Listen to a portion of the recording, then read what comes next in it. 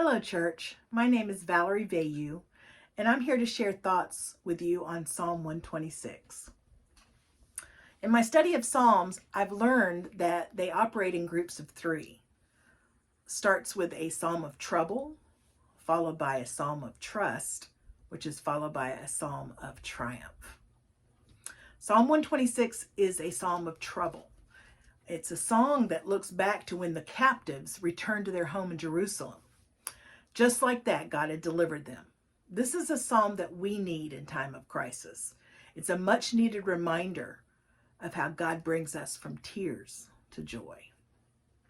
We study it more closely in verses 1 through 3. It says, "When the Lord restored the fortunes of Zion, we were like those who dream.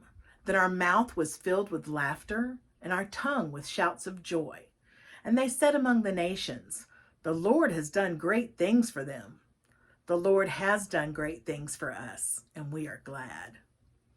You should marvel at what God has done for you in the past. Don't just think about it or remember it, but marvel at how completely He has blessed you.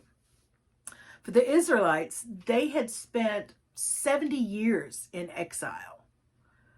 Yet in a moment, thanks to a proclamation by the new King Cyrus, they were allowed to return home. It felt like a dream, I'm sure. When you're in the middle of a crisis, you sometimes wonder if you'll ever laugh again. Psalm 126 says that you will, in God's time. Your sorrow will be lifted, and God will fill your mouth with laughter and songs of joy. Reading further in verses 4 through 6, it says, "Restore our fortunes, O Lord, like streams in the Negeb. Those who sow in tears shall reap with shouts of joy. He who goes out weeping, bearing the seed for sowing, shall come home with shouts of joy, bringing his sheaves with him." Trust God to do it again. In times of trouble, there are three things that you must do. First and foremost, you must pray for God's full restoration and blessing. The psalmist referred to the streams in the Negeb. Now, I'm not from Israel, so I had to look it up. It's a desert. In fact, the name actually means dry and parched. At times, winter and spring rains could suddenly send waters rushing through the desert without warning. Grass and flowers would spring up suddenly, almost overnight. That's the first image of God at work, miraculous. It's a work that is all of God, sudden and undeserved blessing. The second thing to do is to know that God will turn your sorrow into joy. Trust that. In verse 5, he speaks of sowing tears. This is God working through your efforts, working and waiting.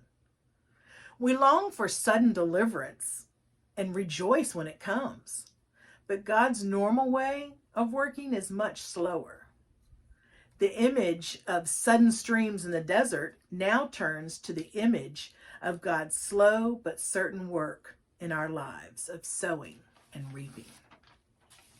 The third thing to do is to commit yourself to the Lord and continue to do good. The third image in this part of the psalm is the sower going forth to work and eventually returning with the harvest in his hands. Now, I'm an inexperienced gardener, but even I know that you have to plant a seed, nurture it, water it, give it sunlight, for anything to happen, and eventually something will sprout forth. It takes time. This is the hardest thing to endure. But it reminds us that even in times of sorrow, there is work to be done, and that good work will bear good fruit in our lives. Psalm 126 is a psalm of trouble, but with a twist. It offers you hope when you're in the middle of trouble and tears. It tells us that this time of sorrow will not last. This is God's promise to us. Remember that. Thank you.